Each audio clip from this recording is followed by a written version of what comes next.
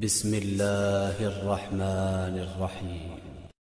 اللہ رب العزت کا شکر ہے کہ اس نے پھر ہمیں قرآن پاک سے کچھ نگینے چننے کا موقع عطا فرمایا، اور کوشش کریں گے کہ اس کی گہرائی میں جا کر اپنی زندگی کے عمل کے لیے بہت کچھ اخذ کر سکیں۔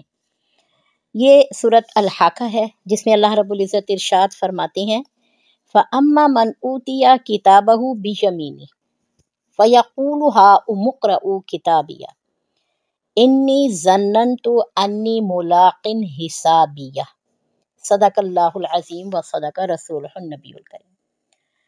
29واں پارہ ہے، ترجمہ کچھ ایسے ہے کہ فَأَمَّا مَنْ أُوتِيَ كِتَابَهُ بِيَمِينِهِ، جب نامہ اعمال دیا جائے گا داہنے ہاتھ یعنی سیدھے ہاتھ میں، فَيَقُولُ تو وہ کہے گا، یعنی جس کے ہاتھ میں وہ نامہ اعمال دیا گیا ہے وہ کہے گا ہاؤم اقرؤ کتابیہ، آؤ ذرا دیکھو میری کتاب یا میرا نامہ اعمال دیکھو، پڑھو اسے۔ انی ظننت انی ملاق حسابیہ، اس لیے یہ مجھے سیدھے ہاتھ میں دیا گیا ہے کہ مجھے پورا یقین تھا اور گمان تھا کہ مجھے رب سے ملاقات کرنی ہے اور میرا حساب کتاب ہونا ہے۔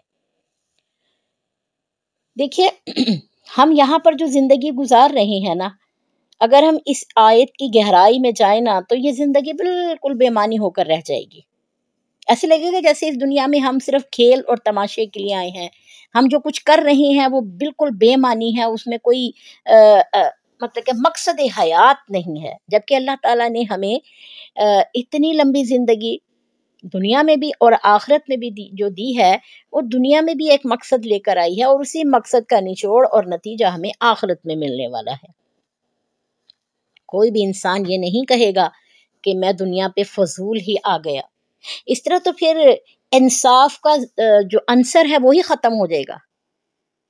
اللہ رب العزت منصف اعلیٰ ہیں، وہ ایسے کیسے کر سکتے ہیں کہ ایک انسان کو بھوکا بھیج دیں، وہ ساری زندگی فقر و فاقہ میں گزارے، وہ ساری زندگی تشنگی میں گزارے، ساری زندگی پریشانیوں میں گزارے اور پھر خاک میں خاک ہو جائے، یا جب اللہ کے پاس جائے تو وہ اس کے پاس اعمال کے نام پر بہت کم ہو، کیونکہ شکر کا موقع اسے بہت کم ملا، صبر کے مواقع اور زندگی کے دوسرے جو احکامات ربی ہیں وہ بہت کم کر سکا، اور جو مالدار انسان ہے اس کو فرصتیں ہی فرصتیں، اس دنیا میں بھی اور آخرت میں بھی اسے فرصتیں ہی فرصتیں ہوں گی۔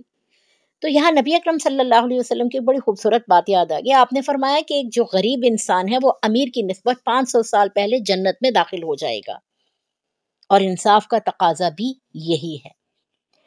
تو جب اللہ رب العزت کی بارگاہ میں ہم کھڑے ہوں گے، ہمارے نامہ اعمال ہمیں دیے جائیں گے، تو یہ اس کا نقشہ بتایا گیا ہے ہمیں سورۃ حاقہ میں، کہ کچھ لوگ ہوں گے جن کے داہنے ہاتھ میں نامہ اعمال ہوں گے، اور کچھ ایسے ہوں گے جن کے بائیں ہاتھ میں نامہ اعمال ہوں گے۔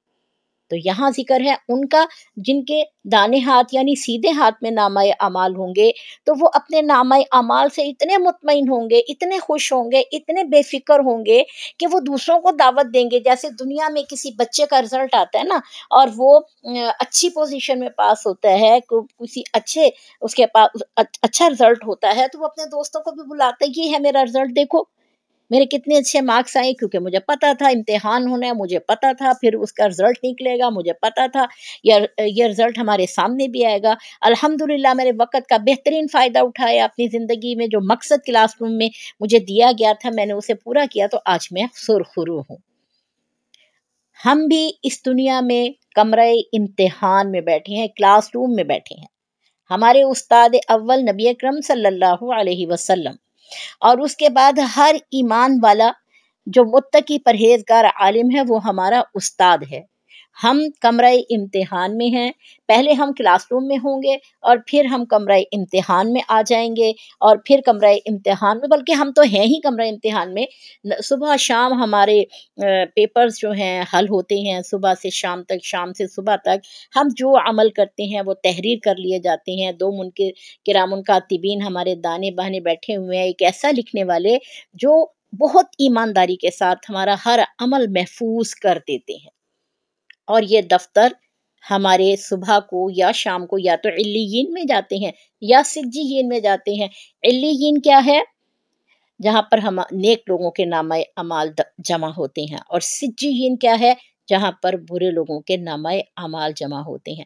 ہم نے اپنی زندگی کو اس گہرائی سے کبھی سوچا ہی نہیں ہے کہ صبح سے شام تک میں نے کیا کیا ہے، اور میرا آج کا نامہ اعمال علیین میں جا رہا ہے یا سجین میں جا رہا ہے۔ اگر تو علیین میں جا رہا ہے تو پھر تو بہت اچھی بات ہے۔ پھر وہ نامہ اعمال جب ہمیں حشر میں ملے گا، ہمارے سیدھے ہاتھ ملے گا، پھر ہم سب سے کہیں گے کہ دیکھو دیکھو میرا نامہ اعمال کتنا صاف ستھرا، کتنا اچھا ہے، میں نے زندگی کے مقصد کو کتنی خوبصورتی سے حاصل کیا ہے۔ کیوں؟ اس لیے کہ انی ظننت انی ملاقیہ، کہ میں پورا خیال رکھتا تھا، پورا گمان رکھتا تھا کہ مجھے اپنے رب سے ایک نہ ایک دن ضرور ملنا ہے، اور جو کچھ میں دنیا میں کر رہا ہوں اللہ تعالیٰ نے میرا حساب ضرور لینا ہے۔ تو یہاں سوال یہ پیدا ہوتا ہے کہ کیا ہمارے لیے زندگی اتنی بے وقت ہے کہ ہم نے کبھی اس بارے میں سوچا ہی نہیں؟ تو کوئی بات نہیں، آج سے یہ اپنی زندگی کا ایک دستور بنا لیجئے۔ زندگی کی تھکاوٹوں سے، پریشانیوں سے، دکھوں سے، تکلیفوں سے تھک کر جب بستر پر لیٹیں، یا آسائشوں سے پر زندگی گزارتے ہوئے بستر پر لیٹیں، تو تھوڑی دیر کے لیے اپنے اور اپنی آخرت کے بارے میں سوچ لیجئے کہ کل میں کہاں کھڑا ہوں گا۔ اگر تو اچھے مقام پر کھڑا ہوں گا تو پھر تو کیا ہی بات ہے، پھر کمر باندھ لیجئے، اگلا دن بھی آپ کا بہترین ہو۔ اور اگر برے اعمال ہیں اور معاملات گڑبڑ ہیں تو پھر اللہ تعالیٰ سے توبہ کر لیجئے، اللہ کی طرف لوٹ آئیے، اور زندگی کے مقصد کو سمجھیے اور اس کے مطابق اپنی زندگی کو ڈھال لیجئے۔ اللہ تعالیٰ ہمارا والی وارث ہو۔ پاکستان کے لیے دعا کیجئے، پاکستان کو ایماندار حکمران ملے، اس کے لیے دعا کیجئے۔ اللہ تعالیٰ ہم سب کو اپنی حفظ و امان میں رکھے۔ اللہ حافظ، فی امان اللہ۔